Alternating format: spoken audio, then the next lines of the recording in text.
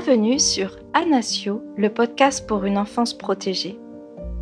Je suis ravie de vous retrouver après un petit temps de pause avec une nouvelle série autour du stress et du trauma et toujours avec au centre une enfance protégée, donc les enfants.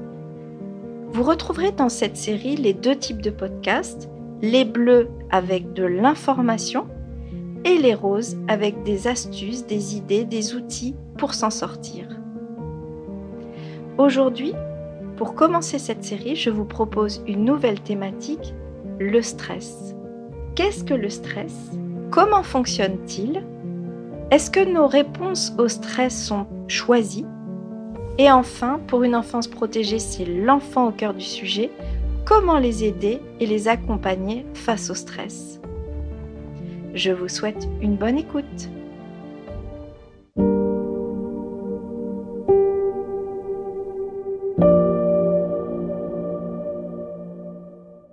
C'est quoi le stress ?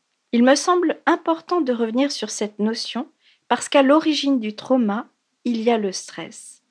En effet, dans le premier manuel des troubles mentaux, que l'on appelle le DSM, dont la première édition date de 1952, on parle de réaction massive de stress plutôt que de trauma. Qu'est-ce donc que le stress et comment fonctionne-t-il ? Dans le stress, il y a le mot stringere, c'est-à-dire écraser, presser, raidir. Ou encore, le stress vient de l'anglais strain qui signifie une force, un effort, une tension, un travail. C'est donc sur le plan physique une force qui agit sur une surface et ainsi crée une déformation. Selon Hans Seil, le stress se définit comme une réaction de l'organisme face aux modifications, aux exigences, aux contraintes ou menaces de son environnement en vue de s'y adapter. C'est donc une réponse de l'organisme à des stimuli externes, mais également internes. Le stress peut être d'ordre personnel, lié à une situation personnelle, ou professionnelle. Et il survient lorsqu'il y a un déséquilibre entre la perception qu'une personne a des contraintes que lui impose son environnement et la perception qu'elle a de ses propres ressources pour y faire face. Alors, comment fonctionne le stress ?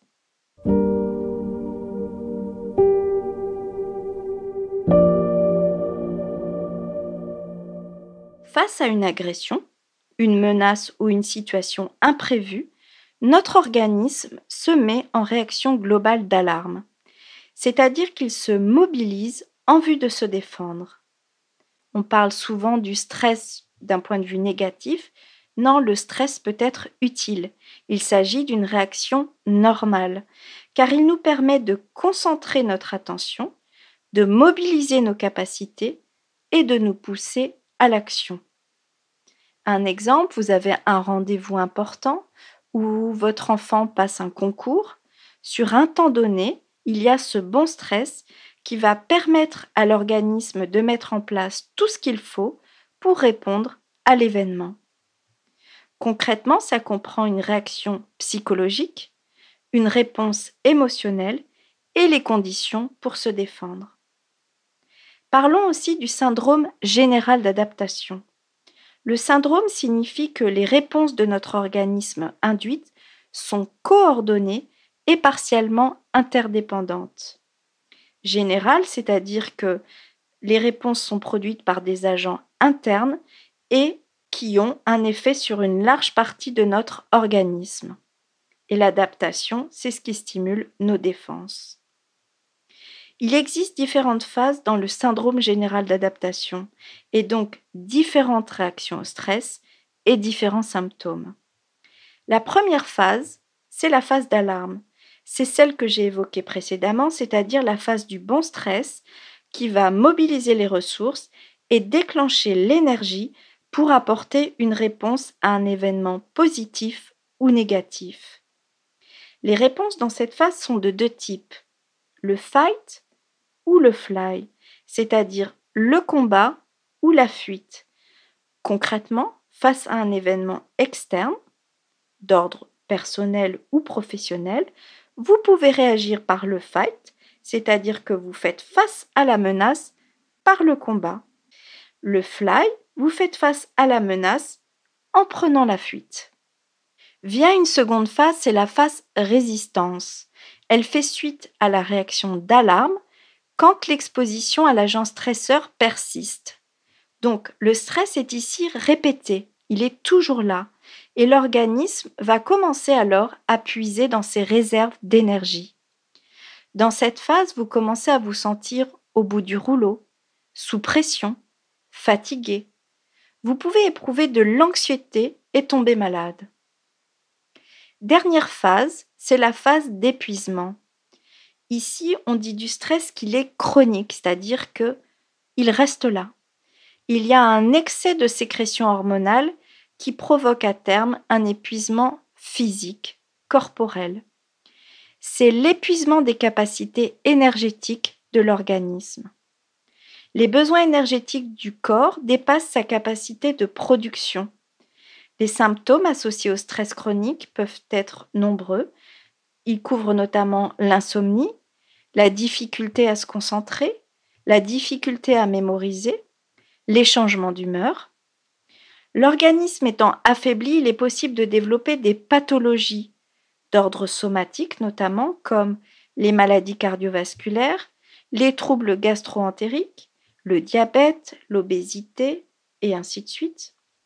Il existe aussi des pathologies psychiques comme l'indifférence, l'introversion, la résignation. On est comme figé quand on est dans cette phase-là. Mais on peut aussi trouver la dépression, les troubles anxieux, et enfin des troubles du comportement comme l'irritabilité. En conclusion, quand on parle de stress, on peut parler du bon stress, comme dans la phase d'alarme, et du mauvais stress, comme dans la phase d'épuisement. Alors, question, ces réponses au stress sont-elles choisies ou pas ?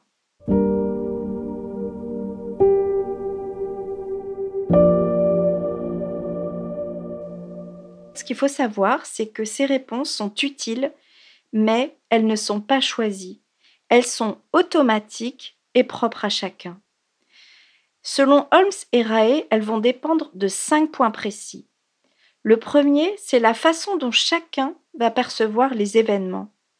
Ici, l'idée, c'est que selon l'expérience acquise de vie de chacun et selon les supports émotionnels, sociaux, spirituels, culturels, intellectuels dont il dispose, le stress sera vécu différemment pour chacun. Un exemple concret, un enfant ne réagira pas de la même manière qu'un adulte face à un événement stressant. Il a une expérience de vie moindre. En revanche, s'il bénéficie d'un soutien important, il saura mieux y faire face. Deuxième point, deuxième filtre, la personnalité de la personne. Le stress est vécu différemment selon les défenses psychologiques de la personne. C'est-à-dire, est-ce que la personne est dans le déni et le refus d'admettre une réalité observable en ce qui concerne le stress, ou à l'inverse, la personne accepte d'y faire face. Troisième filtre, les réponses neurobiologiques et immunitaires de la personne. Le stress va passer à travers ce filtre qui détermine un degré de vulnérabilité de la personne. Selon ce degré de vulnérabilité, les réponses émotionnelles et corporelles de la personne seront différentes. Donc, réponse neurobiologique, immunitaire, c'est tout un sujet à part. Je vous propose de revenir sur ce sujet dans un podcast spécifique. Quatrième filtre, le coping. Ça vient du mot cope, c'est-à-dire faire face. C'est la capacité propre de chaque personne d'y faire face. Ce sont les efforts cognitifs, notamment la pensée, et comportementaux de la personne pour réagir par rapport à ce stress.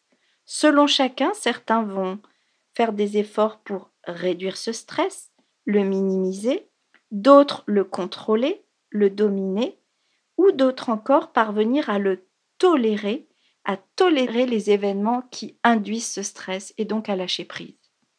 5e filtre, la disponibilité médicale de la personne, c'est-à-dire que c'est l'attitude de l'individu face au stress et sa capacité à aller chercher du soin.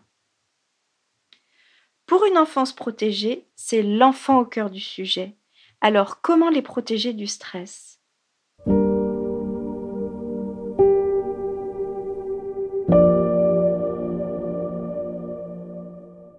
Un premier pas, c'est déjà d'être une ressource pour eux, et je l'ai souvent évoqué, donc d'être à leur écoute. Un deuxième pas, c'est de leur apporter sécurité et soutien face aux événements de la vie, c'est-à-dire d'être une ressource pour eux afin de les aider à gérer au mieux le stress et les événements stressants. Le troisième point, c'est aussi d'être attentif à leurs symptômes. Et c'est valable aussi pour les adultes. Si un enfant est constamment malade, ne pas hésiter à aller regarder des symptômes comme le mal de dos constant, les maux de tête ou autres.